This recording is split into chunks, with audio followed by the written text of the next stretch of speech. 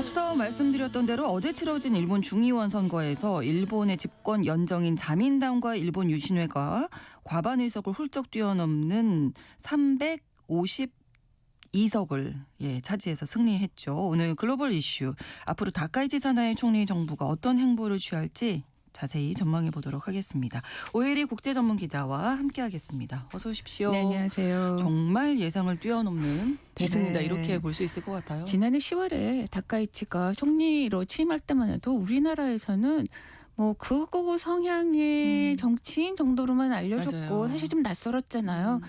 그런데 취임한 지 석 달 만에 정말 뭐 전격적으로 중의원을 해산하고 네. 이번에 이제 뭐 이렇게 압승을 이뤄냈어요. 정말 승부사다. 네, 정치적인 감각이 보통이 아니다. 이런 생각이 듭니다. 네. 중의원을 해산할 때만 해도 사실 총리로서 정치적인 위기 상황은 아니었어요. 네, 지금 예를 인기가 좋잖아요. 인기도 좋았고 네. 뭐 예를 들면은 그 내각에 대한 불신 희망이 뭐 추진된다거나 아니면 네, 의회에 네. 상정된다거나 이런 상황이 아니었었거든요. 그렇죠. 그런 상황이었는데도 불구하고 이 중요한 해산하고 이 승리를 압승으로 이끌면서 정말 국민의 지지를 등에 업고 완전히 전국을 장악하고 그러니까요. 또 뭐 본인의 정치적 위상을 정말 높이는데 성공을 했습니다. 네. 사실 일본 정치에서 총리가 개인적인 를 앞세워서 총선에 승리한 적은 여러 번 있어요. 뭐 고이즈미라든지 아베나 이랬는데 다카이치처럼 현재 지금 자민당 내에 실질적인 파벌이 해산이 됐잖아요. 그렇죠. 그 정치 그 자금 때문에. 스캔들. 네. 그리고 공명당도 이탈했고 네, 네. 이런 상황에서 정말 이 다카이치를 견제할 만한 실질적인 어떤 파벌이나 또는 연립 정당이 없는 상태에서 명실상부하게 자민당이 정말 일강 체제를 확립했는데 이게 전후의 처음이라고 아까도 앞서서 네, 말씀을 네. 들으셨잖아요. 네. 정말 대단한 대단합니다. 승리를 일궈놓고 오늘 아침에 아사히 신문에 이런 점이 이제 논평에서 언급이 됐더라고요. 지금까지 일본 정치 역사상 없는 강력하고 한 시대의 획을 긋는 총리 권력 정부가 탄생하게 됐다. 이렇게 그렇군요. 논평을 했습니다. 네, 압승을 거둘 수 있었던 뭐 비결은 어떤 걸까요? 뭐 누차 앞에서도 들으셨고 오늘 뭐 뉴스에서도 들으셨겠지만 다카이치 개인의 돌풍이 인기가 있다는 건 알았지만 이 정도로는 몰랐습니다. 예. 정말 뭐 선거에 총리직을 걸겠다라고 이렇게 얘기를 했는데 젊은 유권자들에게 이런 대담한 행보, 발언, 속 시원한 말의 어떤 말들 이런 것들이 젊은 유권자들뿐만 아니라 네. 보수층 그리고 무당층까지도 파고들었다. 이런 점이 가장 큰 인기의 요인이었던 것 같아요. 네. 특히 청년 세대가 보수잖아요. 네. 근데 극우라고 볼 수 있는 그런 정치인인데 청년 네. 세대가 인기. 예, 선거 전에 나온 여론조사 보면은 18세부터 29세 네. 사이의 유권자들의 지지율을 조사했는데 네. 다카이치 인기 지지율이 90%에 육박을 했습니다. 뭐 전임 총리들 지지율에 비해서 크게 웃더라고요. 네. 그러니까 특히 청년 세대가 다카이치에 대해서 거의 아이돌급으로 지금 뭐 숭배하는 그런 경향을 보이고 있는 거는 네. 아무래도 일본 최초 여성 총리로서 다카이치가 기성 정치인과는 많이 차별을 다르다. 다투는 정치적 문법을 보여준 것이 통했던 것 같습니다. 네. 복잡 미묘한 정책이라도 아주 단순하고 직설적으로 메시지를 내고요. 네. 또 소셜미디어 문법하고도 결합하면서 뭐 다른 정당이나 다른 정치인들을 지지했던 일부 젊은 표까지도 이제 끌어내는 효과를 얼굴린 것으로 이제 보여집니다. 네. 예를 들어서 지난해 12월에 도쿄에서 사우디아라비아 국부펀드 세계 최대 국부펀드라고 네, 네. 하죠. 국부펀드가 후원하는 투자 행사가 열렸었는데 네. 그 자리에서 다카이치가 이제 연설을 했는데 그때 연설에서 한 말이 굉장한 화제를 모았습니다. 일본의 유명한 만화 중에서 진격의 거인이라고 네, 하는 네. 만화가 있잖아요. 만화 영화로도 만들어졌는데 네. 거기에 나오는 유명한 대사를 인용해가지고 입 닥치고 이런 말씀 드려도 되는지 모르겠는데 나한테 투자해라 이렇게 얘기도 하기도 했고 네. 또 일본이 돌아왔다. 일본에 투자하라 이런 말을 했는데 이게 엄청난 반향을 일으켰습니다. 이런 면에서 네네. 상당히 젊은 층들이 열광했다 이렇게 보여집니다. 아주 직설적으로 이야기를 하는 네. 것이 먹혔다. 이렇게 볼 수 있겠네요. 또 세습 정치인도 아니잖아요. 그렇죠. 일하고 또 일하고 일하라. 또 일하라 내지는 예, 네. 보면은 뭐 총리 취임 후에 한 달간 거의 회식을 하지 않았다는 거 아니에요? 네. 출근하면서 바로 가가지고 정책 공부를 했다고 하는데 와. 이런 것들이 어떤 청년 시대들의 어떤 상대적 박탈감 이런 것들을 많이 느끼고 있다고 하는데 이런 네. 데도 표심 잡는 데 영향을 분명히 준 것 같아요. 네. 또 그밖에 어떤 요인들 생각해 볼 수 있을까요? 아무래도 이제 고물가 대책에 대한 그 기대감이 가장 큰 것 같습니다. 소비세 인하, 그다음에 적극 재정을 하겠다고 굉장히 강조를 했는데 네. 오늘 아침에 일본 언론들이 보도한 걸 보면은 이제 투표를 마친 유권자들을 대상으로 네. 누구를 뽑았느냐, 어느 당을 지지했느냐를 인터뷰를 했습니다. 네. 근데 많은 응답자가 연금생활자 본인이 연금생활자인데 물가가 높아서 굉장히 생활하기가 어렵다.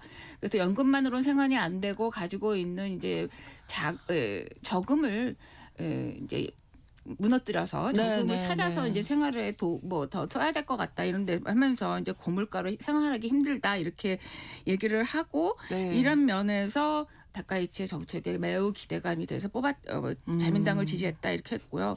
또 한 가지는 이제 대중국 강경 정책, 또 외국인 그렇죠. 이민지에 대한 규제 강화도 지금 매우 중요하게 다카이치와 자민당이 이번에 이제 공약으로 내걸었는데 이런 보수적인 외교, 사회 정책에 표심을 잡는데 많은 기여를 한 것 같습니다. 네. 뭐 유권자들이 어떤 얘기들을 많이 했냐면 그 이전에 자민당 정권에서도 중국에 대해서 너무 일반적인 일본의 여론과는 좀 상반되게 매우 유약한 모습 보였다. 특히 21, 22개로가 일본인보다는 중국을 더 생각하는 것 같더라. 이런 얘기를 한 사람도 있었고 네, 네. 또 강한 일본 우선적인 그런 정책에 굉장히 공감했다. 이렇게 답한 유권자들이 많았습니다. 네. 자, 이제 야당 쪽을 잠깐만 또 살펴보면 선거 앞두고 입헌민주당, 공명당이 손을 잡고 신당입니다. 중도개혁연합을 창당했는데 그럼에도 불구하고 성적이 네. 아주 부진했어요. 이번에. 이게 예상보다도 더 정말 그러니까요. 뚜껑을 열고 보니까 네. 참패. 네. 뭐 참패라는 말도 지금 아까울 정도로 정말 처참한 성적을 거뒀죠. 제가 다른 프로그램에서도 이번 일본 조기 총선의 변수로 새로 출범한 신당, 네. 야당이 어떤 변수가 될 거다 이렇게 얘기했는데 변수는커녕 정말 제 역할을 못했습니다. 이건 네. 정말 뼈저린 결과라고 보여지고요. 일본 정치에 있어서 중도가 점점점 약화되고 있는 추세였는데 이제는 거의 뭐 실종 단계까지 가는 게 아니냐라고 보여집니다. 노다 요시히코 공동대표가 이미 이제 사임하겠다라는 의사를 어제 밤에 내기도 했습니다. 이런 결과가 그러면 왜 나왔느냐라고 네. 봤을 때 우선 창당부터 너무 서둘러서 선거를 앞두고 급조된 그렇죠. 이 정당이었다라는 점, 네. 특히 입헌민주당하고 이 보수 성향의 공명당이 손을 잡았잖아요.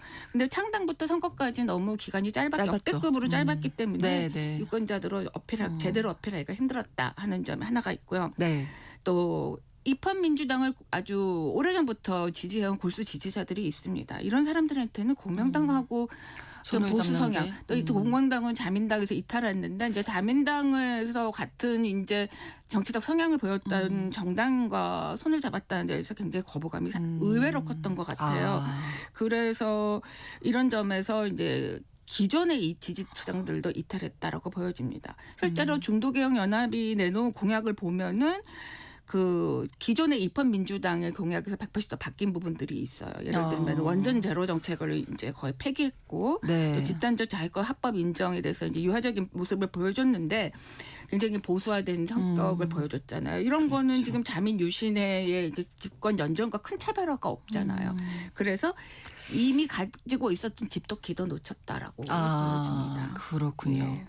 자, 이렇게 되면 이제는 이제 뭐 개헌 논의에 속도가 붙을 것으로 보이는데 네. 이 부분은 어떻게 보십니까? 개헌에 관련해서는 앞에서 키워드에서 들으셨지만 뭐 정치적 파장이 이제 클 것으로 보여집니다. 이제 네. 단순히 정권 재창출을 넘어서 네. 이제 전후 체제를 대표했던 일본 헌법, 평화헌법 개정 논의가 이제 전면적으로 이후에 이제 부상하게 될 것으로 보입니다. 네. 이 평화헌법 뭐 여러 가지 전쟁과 무력행사 영구 포기 뭐 이런 것들이 조항을 담고 있는데 네. 사실 그동안 자민당이 이 사실 어떤 집단적 자위대의 집단적 이 그 자위권을 행사할 수 있는 여러 가지 법적 어떤 틀, 장치 같은 것들을 많이 마련해 놨습니다. 그래서 사실 헌법 개정까지 할 할 필요가 있나라고 하는 그 아. 지적들도 있는데 어쨌든 다카이치 총리는 이제 평화헌법 구조의 골격은 어느 정도는 유지하면서 예. 자위대 존재를 명문화해서 법적 지위를 확고하게 다지겠다라고 하는 의지를 여러 차례 나타냈고 앞으로 그렇죠. 여기에 속도를 붙일 것으로 보여집니다. 네. 헌법 개정은 뭐 쉬운 일은 아니에요. 뭐 개헌안을 단독 발의할 수도 있고 지금 참의원이 집권 연정이 이제 뭐 이렇게 과반 의석을 차지하지 못하고 있기 때문에 네, 네. 뭐 어렵다라고 하는 그런 면이 있기는 하지만 또 뭐 이런 면에서는 이제 구조적인 난제가 있기는 하죠. 네. 그런데 이제 중의원에서 이번에 뭐 다시 재의결해서 가결할 수도 있다 할 수 있지만 이 또 국민 투표를 거쳐야 돼. 마지막 단계 국민 투표를 거쳐야 되잖아요. 네, 네. 근데 일본 국민들 사이에서 이 평화헌법 문제에 대해서는 이제 의견이 뭐 50대 50으로 갈리고 있는 상황이어서 아직도 사회적인 합의가 여전히 필요해서 정치권에서는 이 개헌 속도를 붙이겠지만 국민 투표까지 갔을 때 이게 과연 개정이 되겠느냐라고 하는 거는 조금 더 신중하게 봐야 할 문제라고 보여집니다. 네. 그래서 아사히 신문이 오늘 논평에서 이 문제도 사실 딱 집어서 얘기를 했어요. 다카이치와 자민당이 이제 총리 개인의 인기를 앞세워서 대승을 거뒀다. 하지만 국민들이 이 다카이치와 자민당이 추진하고 있는 모든 정책에 통째로 지지한 거는 신임을 해준 건 아니다. 네, 네. 그러면서 이 헌법 개정과 같이 여전히 국민의 여론이 갈려져 있는 정책, 특히 이제 국가의 기본을 바꾸는 거잖아요. 그렇죠. 이런 면에서는 신중해야 하고 이번 선거를 통해서 얻은 이 다수 의석의 힘으로 이걸 밀어붙이는 정치가 돼서는 안 된다. 그러면서 이제 엄중하게 경고를 하기도 했습니다. 그렇군요.